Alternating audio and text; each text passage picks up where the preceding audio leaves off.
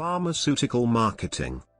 Many countries have measures in place to limit advertising by pharmaceutical companies. Pharmaceutical company spending on marketing far exceeds that of its research budget. In Canada, $1.7 billion was spent in 2004 to market drugs to physicians. In the United States, $21 billion was spent in 2002. In 2005, money spent on pharmaceutical marketing in the United States was estimated at $29.9 billion, with one estimate as high as $57 billion. When the US numbers are broken down, 56% was free samples, 25% was pharmaceutical sales representative detailing, promoting drugs directly to physicians, 12.5% was direct-to-user advertising, 4% on detailing to hospitals, and 2% on journal ads. There is some evidence that marketing practices can negatively affect both patients and the healthcare profession. To healthcare providers. Marketing to healthcare providers takes three main forms: activity by pharmaceutical sales representatives, provision of drug samples, and sponsoring continuing medical education, CME. The use of gifts, including pens and coffee mugs embossed with pharmaceutical product names, has been prohibited by pharmaethics guidelines since 2008. Of the 237,000 medical sites representing 680,000 physicians surveyed in SK&A's 2010 Physician Access Survey, half said they prefer or require an appointment to see a rep, up from 38.5% preferring or requiring an appointment in 2008, while 23% won't see reps at all, according to the survey data. Practices owned by hospitals or health systems are tougher to get into than private practices, since appointments have to go through headquarters, the survey found. 13.3% of offices with just one or two doctors won't see representatives, compared with an OC rate of 42% at offices with 10 or more doctors. The most accessible physicians for promotional purposes are allergists/immunologists, only 4.2% won't see reps at all, followed by orthopedic specialists, 5.1%, and diabetes specialists, 7.6%. Diagnostic radiologists are the most rigid about allowing details, 92.1% won't see reps, followed by pathologists and neuroradiologists, at 92.1% and 91.8%, respectively. E-detailing is widely used to reach no-see physicians. Approximately 23% of primary care physicians and 28% of specialists prefer computer-based e-detailing, according to survey findings reported in the 25th of April 2011, edition of American Medical News, AM News, published by the American Medical Association, AMA. PHRMA code. The Pharmaceutical Research and Manufacturers of America, PHRMA, released updates to its voluntary code on interactions with healthcare professionals on the 10th of July 2008. The new guidelines took effect in January 2009. In addition to prohibiting small gifts and reminder items such as pens, notepads, staplers, clipboards, paperweights, pill boxes, etc., the revised code. Free samples. Free samples have been shown to affect physician prescribing behavior. Physicians with access to free samples are more likely to prescribe brand name medication over equivalent generic medications. Other studies found that free samples decreased the likelihood that physicians would follow the standard of care practices. Receiving pharmaceutical samples does not reduce prescription costs. Even after receiving samples, sample recipients remain disproportionately burdened by prescription costs. It is argued that a benefit to free samples is the try-it-before-you-buy-it approach. Free samples give immediate access to the medication and the patient can begin treatment right away. Also, it saves time from going to a pharmacy to get it filled before treatment begins.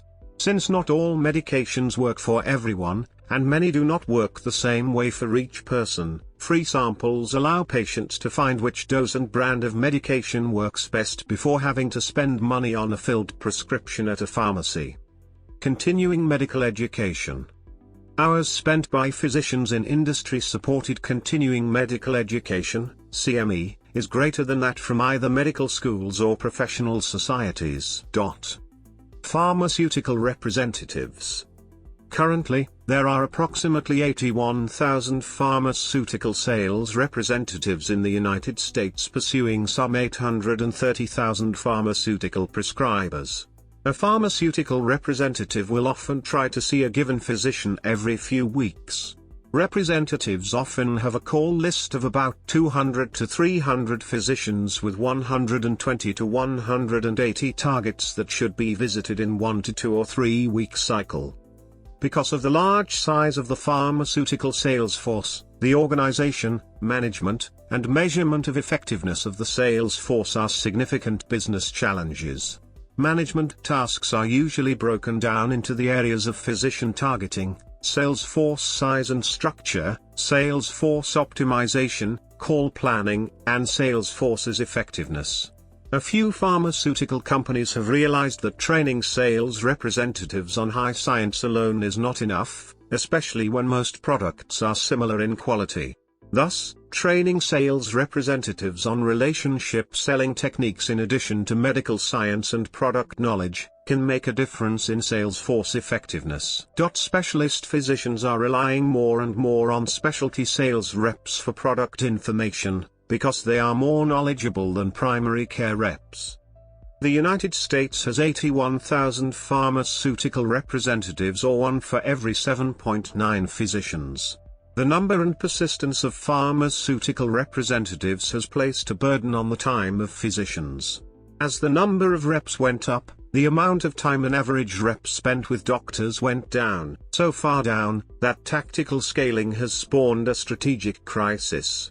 Physicians no longer spend much time with sales reps, nor do they see this as a serious problem. Marketers must decide on the appropriate size of a sales force needed to sell a particular portfolio of drugs to the target market. Factors influencing this decision are the optimal reach, how many physicians to see, and frequency, how often to see them, for each individual physician, how many patients suffer from that disease state, how many sales representatives to devote to office and group practice, and how many to devote to hospital accounts if needed. To aid this decision, customers are broken down into different classes according to their prescription behavior, patient population, and of course, their business potential. Marketers attempt to identify the set of physicians most likely to prescribe a given drug. Historically, this was done by measuring the number of total prescriptions, TRX, and new prescriptions, NRX, per week that each physician writes. This information is collected by commercial vendors. The physicians are then deciled into 10 groups based on their writing patterns. Higher deciles are more aggressively targeted. Some pharmaceutical companies use additional information such as physicians are perhaps the most important component in sales. They write the prescriptions that determine which drugs will be used by people. Influencing the physician is the key to pharmaceutical sales. Historically, this was done by a large pharmaceutical sales force. A medium-sized pharmaceutical company might have a sales force of 1,000 representatives. The largest companies have tens of thousands of representatives around the world. Sales representatives called upon physicians regularly, providing clinical information, approved journal articles, and free drug samples. This is still the approach today. However, economic pressures on the industry are causing pharmaceutical companies to rethink the traditional sales process to physicians. The industry has seen a large-scale adoption of pharma CRM systems that works on laptops and more recently tablets. The new age pharmaceutical representative is armed with key data at his fingertips and tools to maximize the time spent with physicians. Peer influence. Key opinion leaders, KOL, or thought leaders, are respected individuals, such as prominent medical school faculty, who influence physicians through their professional status. Pharmaceutical companies generally engage key opinion leaders early in the drug development process to provide advocacy and key marketing feedback. Some pharmaceutical companies identify key opinion leaders through direct inquiry of physicians, Primary research. Recently, pharmaceutical companies have begun to use social network analysis to uncover thought leaders, because it does not introduce respondent bias, which is commonly found in primary research. It can identify and map out the entire scientific community for a disease state, and it has greater compliance with state and federal regulations, because physician prescribing patterns are not used to create the social network. Alternatives to segmenting physicians purely on the basis of prescribing do exist, and marketers can call upon strategic partners who specialize in delineating which characteristics of true opinion leadership a physician does or does not possess. Such analyses can help guide marketers in how to optimize co-engagements as bona fide advisors to a brand, and can help shape clinical development and clinical data publication plans, for instance, ultimately advancing patient care. Physicians acquire information through informal contacts with their colleagues, including social events, professional affiliations, common hospital affiliations, and common medical school affiliations. Some pharmaceutical companies identify influential colleagues through commercially available prescription writing and patient-level data. Doctor dinner meetings are an effective way for physicians to acquire educational information from respected peers. These meetings are sponsored by some pharmaceutical companies. Journal articles and technical documentation. Recent legal cases and U.S. congressional hearings have provided access to pharmaceutical industry documents revealing new marketing strategies for drugs. Activities once considered independent of promotional intent, including continuing medical education and medical research, are used, including paying to publish articles about promoted drugs for the medical literature, and alleged suppression of unfavorable study results. Private and public insurers. Public and private insurers affect the writing of prescriptions by physicians through formularies that restrict the number and types of drugs that the insurer will cover.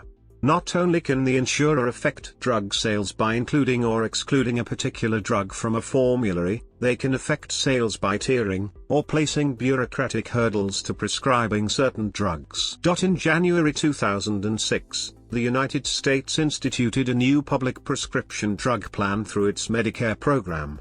Known as Medicare Part D, this program engages private insurers to negotiate with pharmaceutical companies for the placement of drugs on tiered formularies. To consumers. Only 2 countries as of 2008 allow direct-to-consumer advertising, DTCA, the United States and New Zealand. Since the late 1970s, DTCA of prescription drugs has become important in the United States. It takes 2 main forms: the promotion or creation of a disease out of a non-pathologic physical condition, or the promotion of a medication. The rhetorical objective of direct-to-consumer advertising is to directly influence the patient-physician dialogue. Many patients will inquire about, or even demand a medication they have seen advertised on television. In the United States, recent years have seen an increase in mass media advertisements for pharmaceuticals.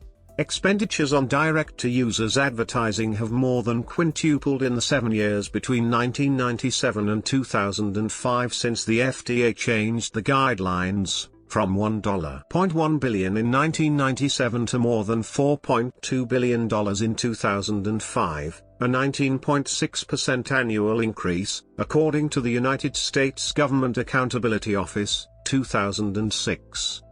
The mass marketing to users of pharmaceuticals is banned in over 30 industrialized nations, but not in the US and New Zealand, which is considering a ban. Some feel it is better to leave the decision wholly in the hands of medical professionals, others feel that users' education and participation in health is useful, but users need independent, comparative information about drugs, not promotional information. For these reasons, most countries impose limits on pharmaceutical mass marketing that are not placed on the marketing of other products. In some areas it is required that ads for drugs include a list of possible side effects, so that users are informed of both facets of a medicine.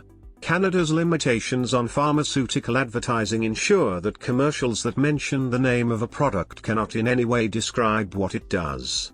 Commercials that mention a medical problem cannot also mention the name of the product for sale, At most, they can direct the viewer to a website or telephone number operated by the pharmaceutical company. Reynolds Spector has provided examples of how positive and negative hype can affect perceptions of pharmaceuticals using examples of certain cancer drugs, such as Avastin and Opdivo, in the former case and statins in the latter. Drug coupons. In the United States, pharmaceutical companies often provide drug coupons to consumers to help offset the co-payments charged by health insurers for prescription medication. These coupons are generally used to promote medications that compete with non-preferred products and cheaper, generic alternatives by reducing or eliminating the extra out-of-pocket costs that an insurers typically charge a patient for a non-preferred drug product. Economics. Pharmaceutical company spending on marketing exceeds that spent on research. In 2004 in Canada $1.7 billion a year was spent marketing drugs to physicians, and in the United States $21 billion were spent in 2002. In 2005 money spent on pharmaceutical marketing in the United States was estimated at $29.9 billion, with one estimate as high as $57 billion. When the US number are broken down, 56% was free samples, 25% was detailing of physicians, 12.5% was direct-to-users advertising, 4% on hospital detailing, and 2% on journal ads.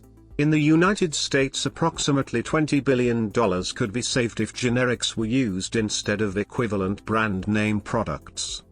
Although pharmaceutical companies have made large investments in marketing their products, overall promotional spending has been decreasing over the last few years, and declined by 10% from 2009 to 2010. Pharmaceutical companies are cutting back mostly in detailing and sampling, while spending in mailings and print advertising grew since last year. Regulation and fraud. European Union. In the European Union, marketing of pharmaceuticals is regulated by EU, formerly EEC, Directive 92/28/EEC. Among other things, it requires member states to prohibit off-label marketing, and direct-to-consumer marketing of prescription-only medications. United States. In the United States, marketing and distribution of pharmaceuticals is regulated by the Federal Food, Drug, and Cosmetic Act and the Prescription Drug Marketing Act, respectively. Food and Drug Administration, FDA, regulations require all prescription drug promotion to be truthful and not misleading, based on substantial evidence or substantial clinical experience, to provide a fair balance between the risks and benefits of the promoted drug, and to maintain consistency with labeling approved by the FDA. The FDA Office of Prescription Drug Promotion enforces these requirements. In the 1990s, antipsychotics were still seen as treatments for the most serious mental illnesses, like hallucinatory schizophrenia, and recast them for much broader uses. Drugs such as Abilify and Geodon were given to a broad range of patients, from preschoolers to octogenarians. In 2010, more than 500,000 youths took antipsychotic drugs, and 1/4 of nursing home residents have used them. Yet the government warns that the drugs may be fatal to some older patients and have unknown effects on children. Every major company selling the drugs, Bristol Myers Squibb, Eli Lilly, Pfizer, AstraZeneca, and Johnson & Johnson, has either settled recent government cases, under the False Claims Act, for hundreds of millions of dollars or is currently under investigation for possible healthcare fraud. Following charges of illegal marketing, 2 of the settlements in 2009 set records for the largest criminal fines ever imposed on corporations. One involved Eli Lilly's antipsychotic Zyprexa, and the other involved Bextra. In the Bextra case, the government also charged Pfizer with illegally marketing another antipsychotic, Geodon. Pfizer settled that part of the claim for $301 million, without admitting any wrongdoing. The following is a list of the 4 largest settlements reached with pharmaceutical companies from 1991 to 2012, rank ordered by the size of the total settlement. Legal claims against the pharmaceutical industry have varied widely over the past 2 decades, including Medicare and Medicaid fraud, off-label promotion, and inadequate manufacturing practices. Evolution of marketing. The emergence of new media and technologies in recent years is quickly changing the pharmaceutical marketing landscape in the United States. Both physicians and users are increasing their reliance on the internet as a source of health and medical information, prompting pharmaceutical marketers to look at digital channels for opportunities to reach their target audiences. In 2008, 84% of US physicians used the internet and other technologies to access pharmaceutical, biotech or medical device information, a 20% increase from 2004. At the same time, sales reps are finding it more difficult to get time with doctors for in-person details. Pharmaceutical companies are exploring online marketing as an alternative way to reach physicians. Emerging e-promotional activities include live video detailing, online events, electronic sampling, and physician customer service portals such as PV Updates, MD Links, Aptus Health, Former Physicians Interactive, and Hippocrates. Direct-to-users marketers are also recognizing the need to shift to digital channels as audiences become more fragmented and the number of access points for news, entertainment and information multiplies. Standard television, radio and print direct-to-users, DTC, advertisements are less relevant than in the past, and companies are beginning to focus more on digital marketing efforts like product websites, online display advertising, search engine marketing, social media campaigns, place-based media and mobile advertising to reach the over 145 million U.S. adults online for health information. In 2010, the FDA's Division of Drug Marketing, Advertising and Communications issued a warning letter concerning two unbranded consumer-targeted websites sponsored by Novartis Pharmaceuticals Corporation. As the websites promoted a drug for an unapproved use, the websites failed to disclose the risks associated with the use of the drug and made unsubstantiated dosing claims.